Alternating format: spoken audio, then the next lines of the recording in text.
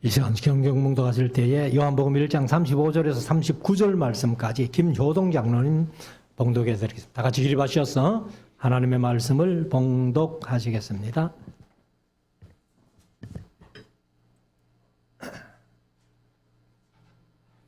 또 이튿날 요한이 자기 제자 중 두 사람과 함께 섰다가 예수의 다니심을 보고 말하되 보라 하나님의 어린 양이로다. 두 제자가 그 말을 듣고 예수를 쫓거늘 예수께서 돌이켜 그 쫓는 것을 보시고 물어 가라사대 무엇을 구하느냐 가로되 랍비여 어디 계시오니까 하니 랍비는 번역하면 선생이라.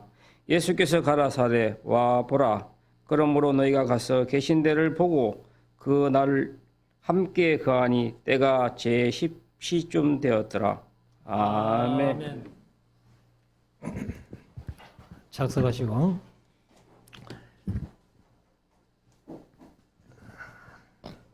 이제 우리 말씀을 묵상하는 시간인데요. 지난 주일에 말씀드렸습니다만은 오후 예배 때 요한복음 1장을 1절부터 34절까지 좀 범위를 많이 정해서 말씀드렸고 오늘 제가 이제 35절부터 51절 말씀까지 말씀드리고 예배 마치자 말자 바로 그 제도로 출발해야 됩니다. 그래서 오늘 이 35절부터 51절까지 말씀을 짧게 좀 말씀을 드리면서 함께 은혜 나누기를 원합니다.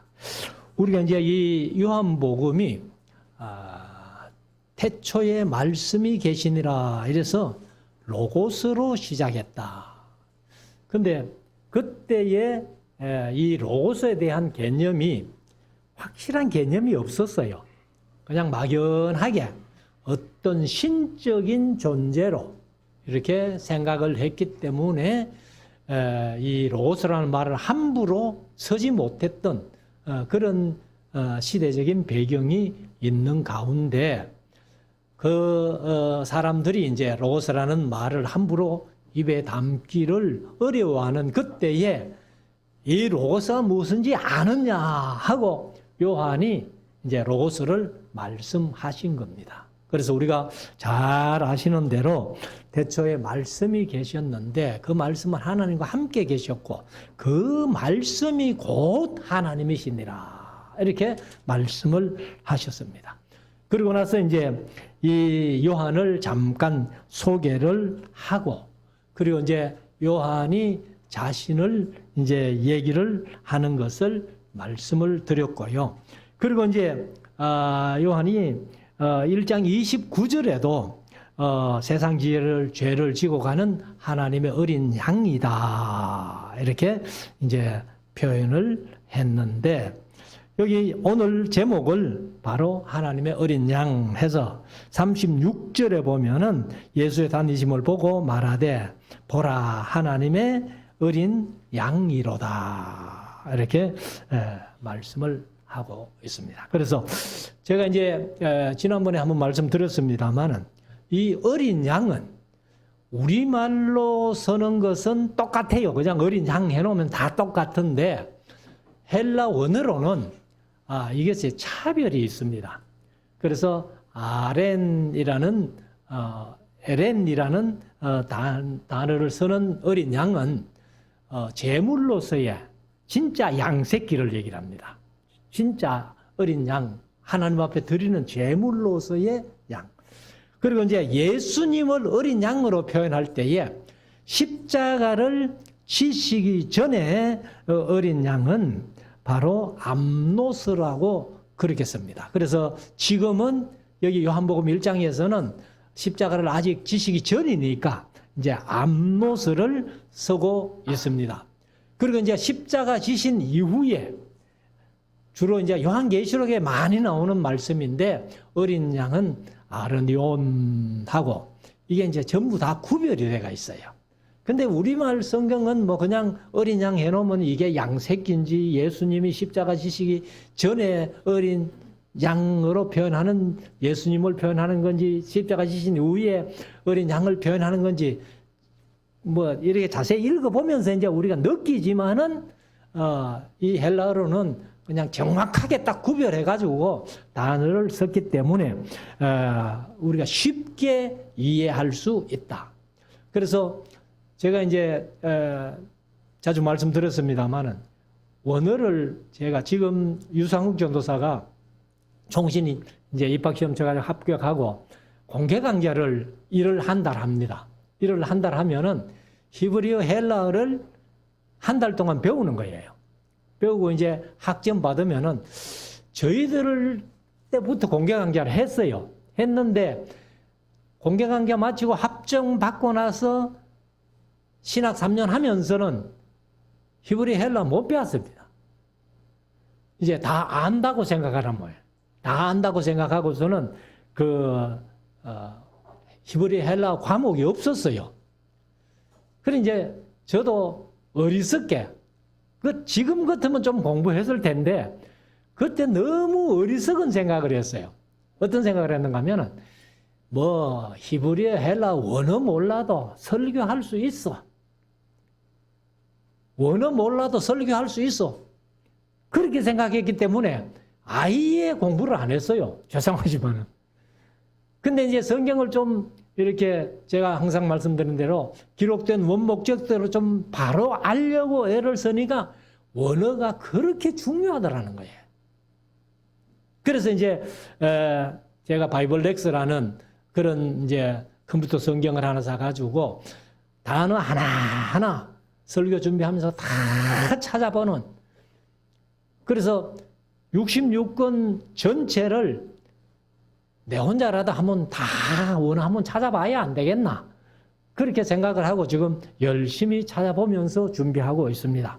그래서 오늘 35절부터 잠깐 이제 읽으면서 말씀을 드리면은 또 이튿날, 그것이 이제 34절까지의 사건 이후에죠. 그래서 이제 이 세례 요한이 예수님을 보고 이제 세상 죄를 지고 가는 하나님의 어린 양이다라고 말씀하셨고, 그리고 이제 요한이 자기가 하늘로서 들은 음성을 기억하면서 성령이 비둘기같이 내려서 임하는 그 사람이 바로 성령으로 세례를 주는 이인 줄 알아라 하는 하늘의 음성을 들었다는 얘기를 이제 이 세례 요한이 했고, 그리고 이튿날 그 말입니다. 이튿날 요한이 자기 제자 중 두 사람과 함께 썼다가, 그러니까 이제 자기가 제자가 여럿일 텐데 그 중에 둘인데 한 사람은 안드레라고 이름이 나와 있어요. 근데 한 사람은 누군지는 전혀 모르는, 그래서 36절에 예수의 단니심을 보고, 개혁개정은 근의심을 보고, 그래 걸어 다니시는 그 모습을 보고서는 말하되 보라 하나님의 어린 양이로다. 1장 29절에서 말씀했던 세상 죄를 지고 가는 하나님의 어린 양이라고 예수님을 소개해놓고 그 다음에 두 제자에게는 하나님의 어린 양이로다. 봐라, 이분이 세상 죄를 지고 가신 어린 양이라, 이렇게 말씀을 하는 겁니다.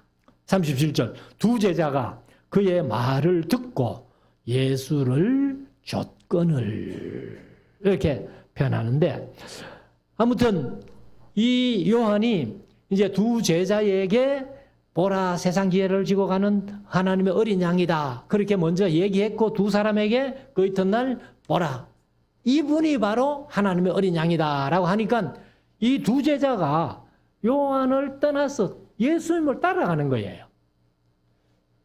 그러면 우리가 만약에 선생으로서 제자가 다른 사람을 따라간다고 했을 때에 기분이 어떨까요?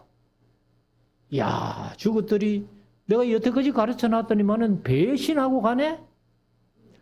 아마 기분이 묘할 겁니다.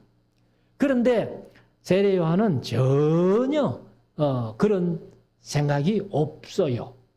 그래서 자기는 바로 메시아의 이 길을 예비하는 자로서 이렇게 사명을 다하는 것을 이제 우리가 볼 수가 있는데, 그래서 두 제자가 그의 말을 듣고 예수를 쫓거늘 따라가거늘 38절 예수께서 돌이켜 그 쫓는 것을 보시고 물어 가라사대 무엇을 구하느냐. 도대체 뭘 구하는데 하고 이렇게 얘기를 했습니다. 그래서 사실은 우리 사람이 살아가는 삶 속에서는 이 무엇을 구하는지, 우리가 무엇을 이제 구한다는 말이 다른 말로 하면 우리가 추구해 나가는 것이죠. 무엇을 추구하는지 그것을 이제 말씀을 하고 있습니다. 그래서 우리가 우리 스스로에게 한번 물어볼 수 있기를 원합니다.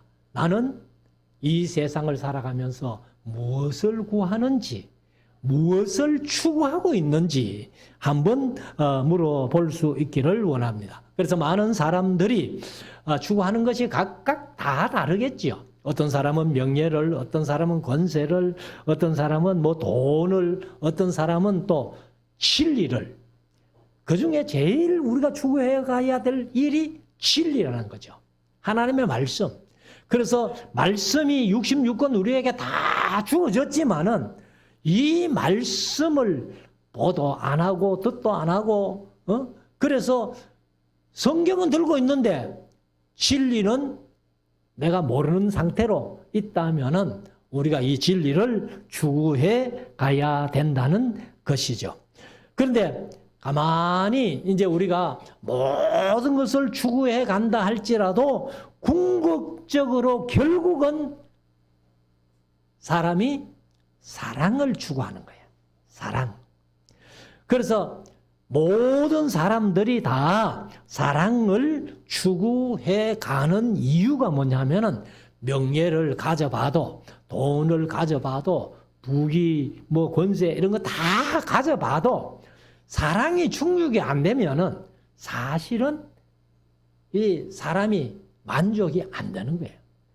그러나 그런 것들이 다 조금 부족할지라도 사랑만 충족이 된다면은 아마 그 사람은 행복하게 이 세상을 살아갈 수 있을 것이다. 이렇게 말씀을 하고 있습니다. 그래서 우리 기독교하고 철학하고 다른 것은 인격을 가지신 사랑의 하나님을 인격적으로 찾는 겁니다. 그래서 제가 늘 강조해서 말씀드립니다만 우리가 하나님을 만나되 인격적인 하나님을 만나야 돼. 또 하나님도 우리 사람을 항상 인격으로 대하신다는 것을 우리가 꼭 마음속에 명심해야 됩니다. 그래서 이제 너희가 무엇을 구하느냐 하니까 가로되 랍비요 어디 계시오니까 하니 랍비는 번역하면 선생이라. 여기 보면은 이 두 제자가 이제 따라가니까 예수님이 너희 무엇을 구하는데 했는데 이 제자들의 대답은 또 뭐예요?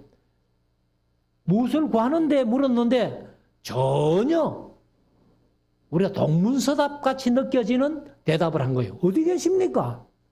선생님 어디 계십니까? 이렇게 물었단 말이에요. 그러니까 39절 예수께서 가라사대 와 보라 이렇게 말씀하는 겁니다. 그러니까 이게 이제 질문과 대답과 또 예수님이 하신 말씀이 전혀 일치가 안 되는 거예요. 무엇을 구하느냐 물었으면은 제자들이 뭘 구합니다. 뭘 우리가 추구하고 싶습니다. 이렇게 대답해야 되는데 어디 계십니까? 이렇게 하니까 그래서 예수님은 또 와 보라 이렇게 말씀하시는 겁니다. 그래서 우리가 결국은 가봐야 돼요. 예수님이 계시는 곳에 예수님을 만날 수 있는 곳에 가봐야 된다는 겁니다. 그래서 예수님과 영원히 만나는 곳이 천국이죠. 천국까지 가봐야 돼요. 그러니까 우리가 세상 살아가면서 무엇을 추구하느냐 그게 중요한데 우리는 천국을 추구하면서 예수님과 함께 살아갈 수 있는 하나님과 함께 할 수 있는 그곳까지 우리가 가야 된다. 와 보라. 그러므로 저희가 가서 계신 데를 보고 그날 함께 거하니 때가 제 10시쯤 되었더라. 이건 이제 제가 읽으면서 요한복음의 시간과 공한복음의 시간이 다르다 그러죠.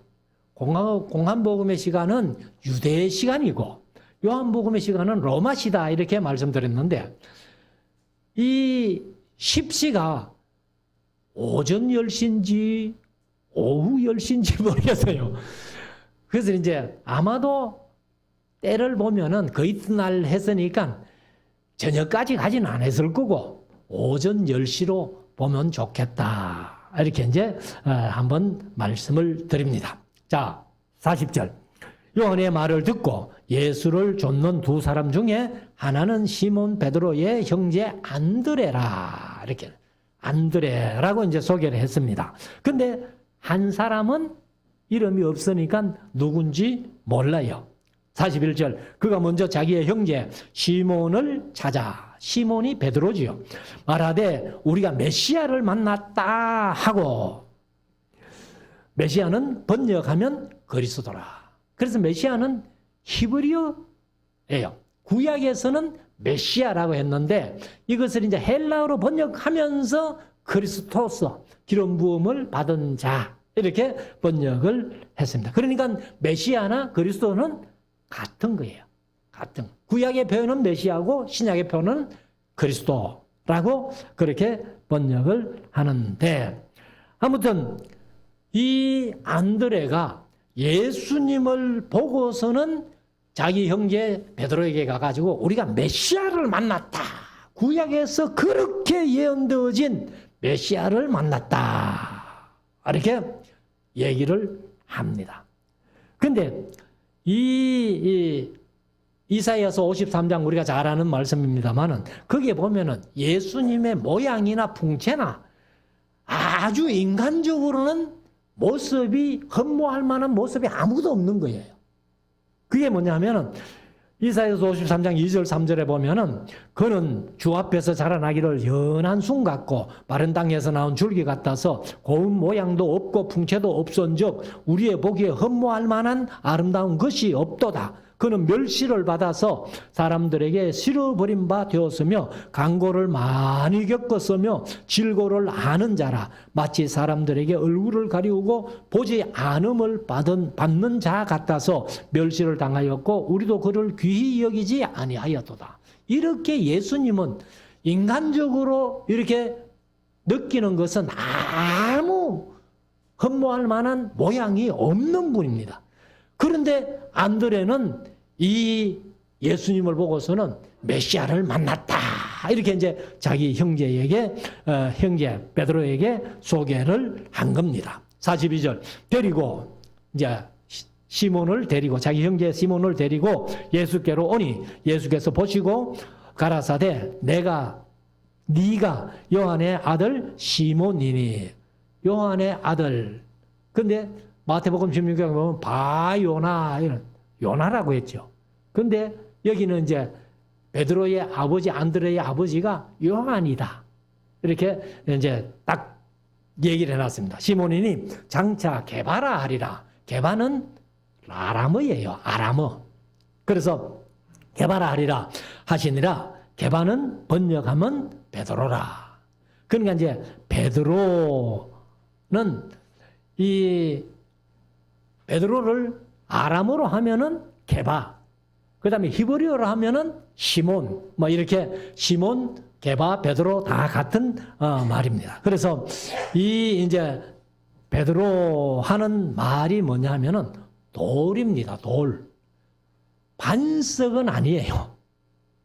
반석과 이제 이 돌이 좀 다른데 돌은 이제 큰 돌이 크면 반석이죠. 근데 아무튼 여기 이제 베드로하고 그다음에 이제 이 게바하고 이것은 이제 반석이라는 그런 이제 돌이라는 뜻을 그렇게 가지고 있습니다. 그리고 이제 43절에 가면은 이튿날이죠. 예수께서 갈릴리로 나가려 하시다가 빌립을 만나 이르시되 나를 쫓으라 하시니 빌립은 안드레와 베드로와 한 동네 벳세다 사람이라. 베세다는 오병이어의 사건이 있었던 그 동리니까 그 이제 아주 갈릴리의 그 호수가에 나막한 그런 아주 좋은 마을이에요.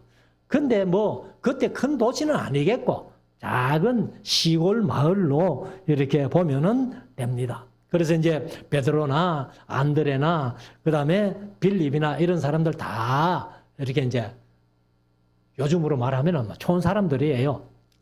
자, 45절. 빌립이 나다나엘을 찾아 이르되 모세가 율법에 기록하였고 여러 선지자가 기록한 그 일을 우리가 만났으니 요셉의 아들 나사렛 예수니라. 근데 이제 이 나다나엘이라는 이름을 예수님의 12제자로 보는 사람들도 있어요. 근데 성경적인 근거는 아무것도 없습니다. 근데 나다나엘을 12제자로 보는 사람은 12제자 중에 누가 나다나엘이냐? 바돌로메란 사람을 그렇게 표현합니다.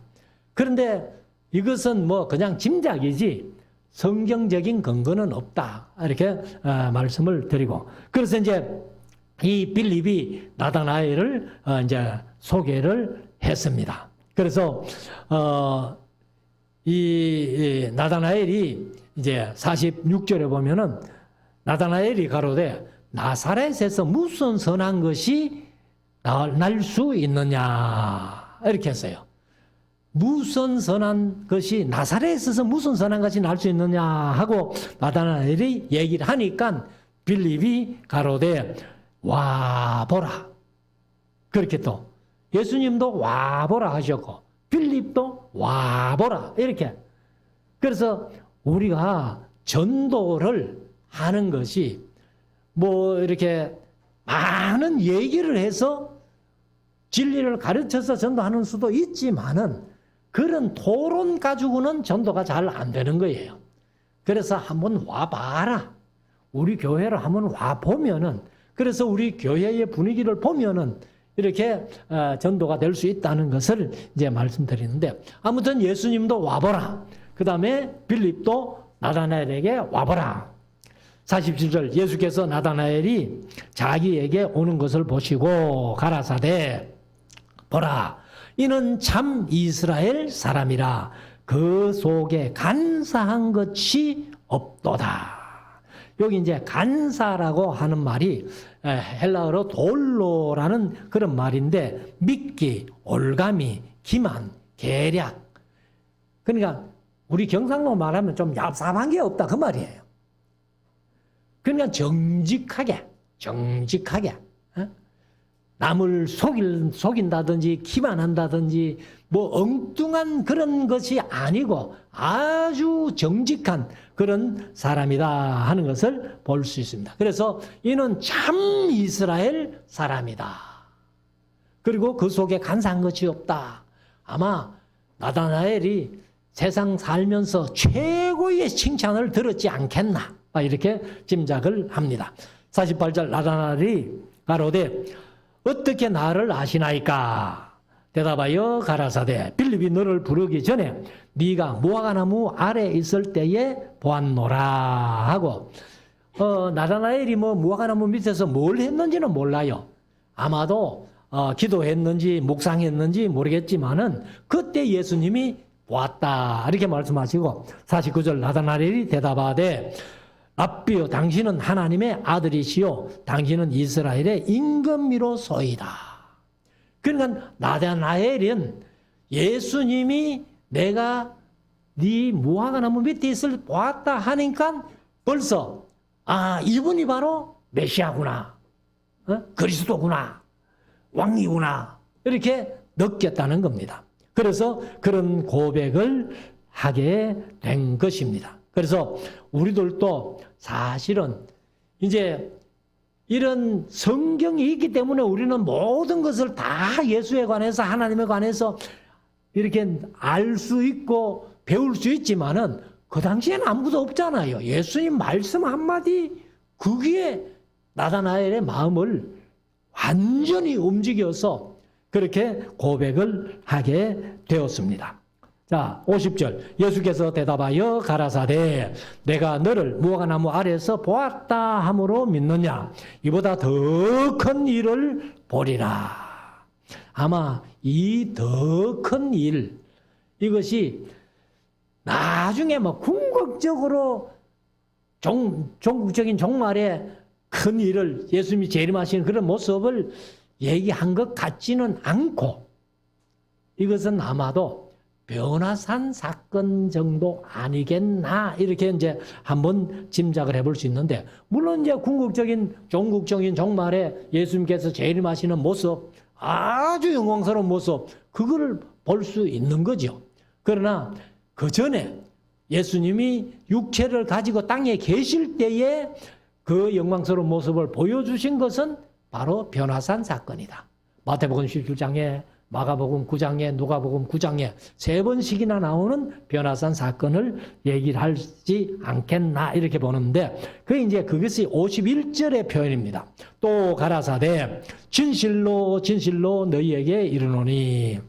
여기 이제 진실로 번역된 게요, 이게 헬라로 말하면 아멘, 아멘입니다.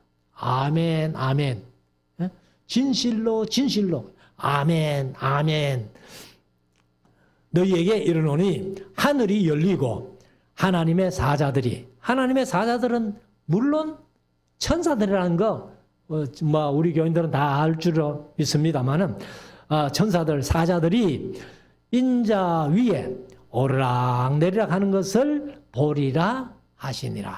이 놀라운 광경을 너희들이 보게 될 것이다, 이렇게 말씀을 하십니다. 그래서 이 변화산 사건에서 이제 모세와 엘리야, 예수님이 변화된 모습으로 이렇게 제자들에게, 물론 그때 제자들은 베드로, 요한, 야고보 3사람밖에 안 갔습니다만은, 그러나 그 3사람이 보고 그 얘기를 이제 제자들에게 다 했을 거라고 우리가 봅니다. 그래서 다시 한번 말씀드리지만은 하나님의 어린 양이다라고 말씀하셨고, 그리고 이제 빌립이 나다나엘에게 예수님을 소개했을 때에 나다나엘이 하나님을 바로 하나님이시고 임금이라 하고 그래 고백했던 나다나엘처럼 저와 여러분들의 신앙 고백도, 우리가 사도신경으로 오늘도 신앙 고백했습니다만, 이 사도신경으로 고백하는 이 신앙 고백만 확실하면요, 믿음이 흔들리질 않습니다.